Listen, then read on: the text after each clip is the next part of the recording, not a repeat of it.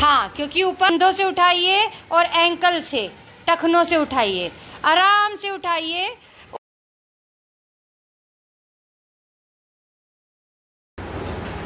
बेटा आज मैं आपको करवाने जा रही हूँ फायर मॉक ड्रिल। क्या? Fire mock drill. तो इसमें हम क्या करेंगे? इसमें मैं आपको बताऊंगी कि आग लगने की स्थिति में आपने कैसे बचाव करना है, खुद भी बचना है और दूसरों को भी बचाना है।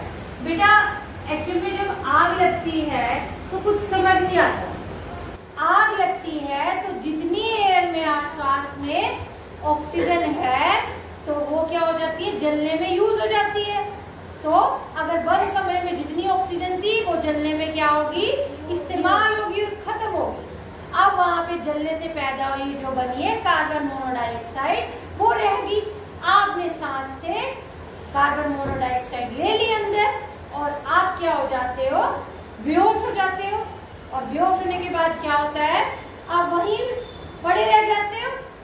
आग धीरे धीरे फैलती है और आप तक पहुंच जाती है। फिर क्या करते हो, आग को बुझाने में लग जाते हो और आपका पूरा ध्यान चला जाता है आग को बुझाने में। और इतनी देर में क्या हो जाता है कि जो आग लगने से बना हुआ धुआं होता है वो सारे में भर जाता है। अब आपकी सांस का जो प्रोसेस है, आप सांस लेते हो, इन आउट चलता रहता है ना। तो आप उसको, उस प्रोसेस को आप रोक नहीं सकते। कब रोक सकते हो, जब आप चाहोगे। मगर आग लगी हुई है, आप और पैनिक हो गए हो, आप जल्दी जल्दी सांस लेते रहते हो। आपका ध्यान ही नहीं होता है इस चीज में जो मैं आपको बताने वाली हूँ कि जब आग लगती है तो उस जगह पे धुआं भर जाता है। धुआं भरने के कारण क्या होता है, आप लोग सांस लोगे, लंग से वो अंदर चला गया और उसमें होती है जो आग लगने से उत्पन्न हुआ धुआं होता है, उसमें होती है कार्बन मोनोडाइऑक्साइड, जो हमारे शरीर के लिए बहुत ज्यादा खतरनाक होती है। वो थोड़ी सी भी मात्रा आपके शरीर के अंदर चली जाती है, आप तो सोच रहे हो मैं आग बुझा रहा हूँ और मैं भाग जाऊंगा, तो इतनी देर में क्या होता है कि आप कब बेहोश हो जाते हो आपको पता ही नहीं लगता। ठीक है, तो उसके लिए आपको क्या करना है, पहले आग को बुझाना है। मगर इतनी देर में आप लोगों ने घर के सदस्यों को कहना है फटाफट से बाहर निकले। ठीक है, बाहर निकले, हेल्प मांगे, आपातकालीन जो नंबर होता है वहां पे फोन करिए तुरंत, क्योंकि जब आग बढ़ जाएगी तब आप फोन करते हो। और तो जब तक वो इमरजेंसी हेल्प आती है तब तक सब कुछ राख हो चुका हो। और बचाने के चक्कर में धुआं आप लोगों के, आपकी फैमिली के लंग्स में चला जाता है और बेहोशी छा जाती है। और आग तो आराम से लग रही है, इतनी देर में तो आप भाग सकते हो। और क्या होता है, आप बेहोश हो जाते हैं, आराम से आग आप तक पहुंचती है। और आपने देखा होगा कि जितने भी आग लगने के इंसिडेंट्स होते हैं, अधिकतर लोग जलने से नहीं मरे होते हैं, दम घुटने से मरे होते हैं। कहीं भी आग लगी हो, अधिकतर जो कैजुअलिटी होती है वो कैसे होती है, दम घुटने से मरे होते हैं। आग लगने से मरने वालों की प्रतिशत वो कम होती है ना। तो आपने क्या करना है कि तुरंत सहायता के लिए बुलाना है, बाहर बुलाना है, घर के छोटे बच्चों को सबको फटाफट से बाहर निकालना है। बड़े हैं लोग वो बुझा रहे हैं, अपने एफर्ट भी तैयार रखने हैं, एफर्ट करते रहना है आग बुझाने के लिए। मगर आपको ये भी पहचान करनी है वो आग कैसे लगी है, क्या वो बिजली की आग है, ठीक है, क्या वो सिलेंडर से या गैस की आग है, या जिसे आप पूजा पाठ माचिस से जो आग उत्पन्न हुई है वो वाली आग है। ठीक है, आपने उस आग की पहचान करनी है, क्योंकि हर आग को बुझाने का एक अपना तरीका हो। ठीक है, अभी हम स्कूल में हैं और मैं आप स्कूल के बच्चों को ट्रेन कर रही हूँ कि अगर स्कूल में ऐसे इंसिडेंट्स हो जाए तो आप कैसे बचाओ बच्चों। ठीक है, पहले तो पैनिक नहीं करना है, क्योंकि क्या होता है जब भी आग लगती है उस टाइम पे क्या होता है कि सारे के सारे बच्चे गेट पे ही स्ट्रक हो जाते हैं। भाग दौड़ में क्या होता है, एक आध बच्चा गिर जाता है, सारे के सारे उसमें चढ़ते हैं, एक दो और गिर जाते हैं। और तब तक क्या होता है, कई लोग सांस के साथ जहरीली गैस ले चुके होते हैं और वही बेहोश होना शुरू हो जाते हैं। तो डू नॉट पैनिक, जब भी आग लगी है तो आपने एक दूसरे को रास्ता देना है। मैंने आपको बोला है लाइन कैसे बनती है, फटाफट से लाइन बना के दिखाएंगे। चलो खड़े होंगे और इधर वाले बच्चे इधर वाले बच्चे इधर, फटाफट से लाइन बनाएंगे। सेटिंग के समय में आप लोग फटाफट से खड़े हुए, बिना भगदड़ के, बिना एक दूसरे को टच के बाहर भी निकल गए और विद इन 20 सेकेंड्स आप आके सीट पे भी बैठ गए। मगर आप यही सिचुएशन देखिए, अगर कोई आगे बोले आग लग गई, चिल्लाएंगे तो क्या होगा, आप लोग यहीं पे एक दूसरे को धक्के देते हुए फंस जाएंगे। जो काम आसानी से हो सकता है, समझदारी से हो सकता है, उस टाइम पे आप पैनिक नहीं करना है और उस काम को समझदारी से ही खत्म करना है। राइट? Yes ma'am. अब दूसरी बात मैं आपको बताऊं, वायु होती है ना, जो जहरीली वायु होती है वो क्या होती है, हल्की होती है, और वो क्या होती है, हल्की होके ऊपर की ऊपर हो जाती है। हल्की चीजें ऊपर उठती है आराम से, वैसे ही हल्की वायु है वो ऊपर हो जाती है, और जो भारी चीजें होती है वो हो जाती है नीचे की तरफ। ऑक्सीजन भारी है वो नीचे बैठ जाती है, धुआं बुरा है वो ऊपर की तरफ। कभी भी देखा होगा ना, धुआं ऊपर की तरफ उड़ता है, ठीक है, तो धुआं ऊपर आ रहा है। अगर आप फंसी गए हो और आपको वहां से यहाँ तक निकलना है, बट यहाँ आप वहां से यहाँ तक निकलने के प्रोसेस में यहाँ तक आके बेहोश हो जाओगे, क्योंकि सांस ले रहे हो आप, है ना। तो आपने क्या करना है, अगर आप में ताकत नहीं है और आपको लग रहा है धुआं आप पे असर कर रहा है, तो आपने रेंज के बाहर निकलना है। कैसे? आपने देखा होगा सोल्जर कैसे ऐसे ऐसे ऐसे करके कोनियों के बल बाहर निकलता है, आपने रेंज के बाहर निकलना है अगर ऊपर धुआं भरा हुआ है, ठीक है।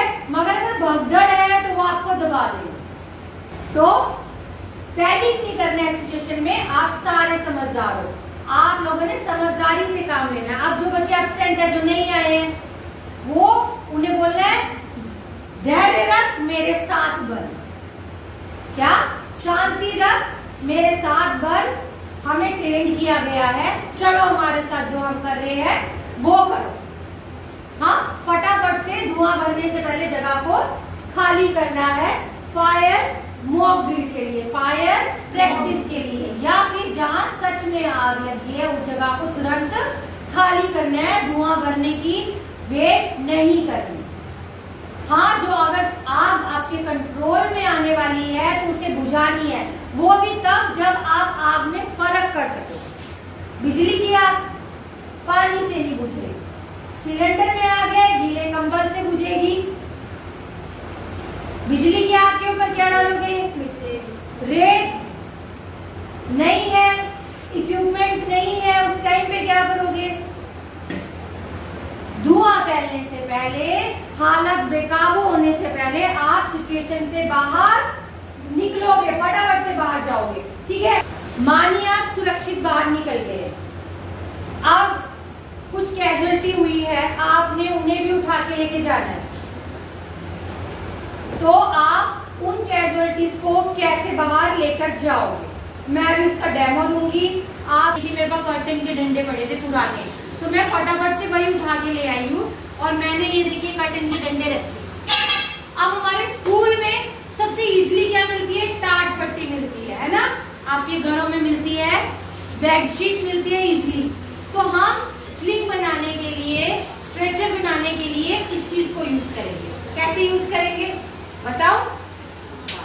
अब आपने इसमें रख दिया ऐसे आगे की तरफ डंडा रखा, अब इधर से थोड़ा सा इधर खींचो इसको, ये देखिए, ये किए। अब इसको इस तरफ डाल दो, पूरा लपेट दिया, इधर डाल दिया। अब इसको उठाओ, उठा के इस तरफ लाओ, इस तरफ लाओ, इस तरफ राजे, इस तरफ उसे खोल के रखो।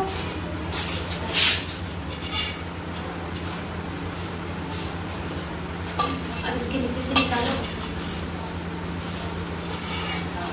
इसको अंदर लाओ, खोल के रखो इसको, ठीक है। जितना चाहिए उतना ठीक है। हाँ जी, हाँ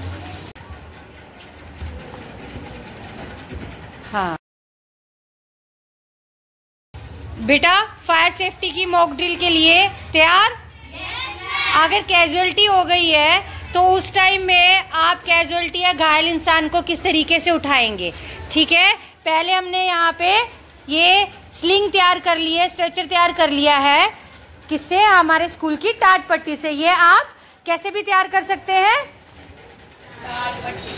आप अपने घर में बेडशीट हो उससे भी तैयार कर सकते हो, ठीक है? चलिए अब शुरू करिए।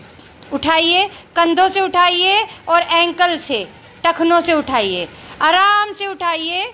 और डंडे हमारे पास ठीक से नहीं थे ना, हाँ उठा के लेके जाइए। अब हम स्ट्रेचर बना रहे हैं। पहले इसको 2 डंडों के लिए ऊपर लपेट देंगे, देखिए।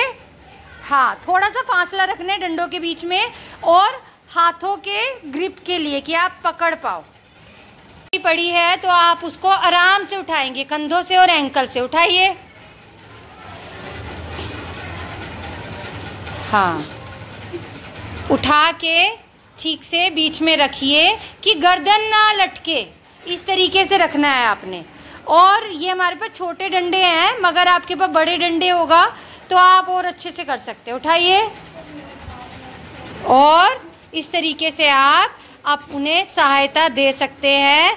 अगर घर क्षतिग्रस्त है या फिर घर में आग लगी है या कोई इमरजेंसी हो गई है तो आप इस तरीके से उन्हें घर से बाहर सुरक्षित तरीके से निकाल सकते हैं। और ये स्लिंग बनने में मेरे ख्याल से 2 से 3 मिनट में आपने स्ट्रेचर तैयार कर लिया था, है ना? आप बेडशीट से कैसे बनाओगे स्ट्रेचर? तो आप पहले आप बेडशीट को बिछा लोगे, ठीक है? अब आप इसको रखिए थोड़े से गैप के साथ। हाँ जी, आप पहले एक तरफ का इसके ऊपर डाल दीजिए। एक चलो,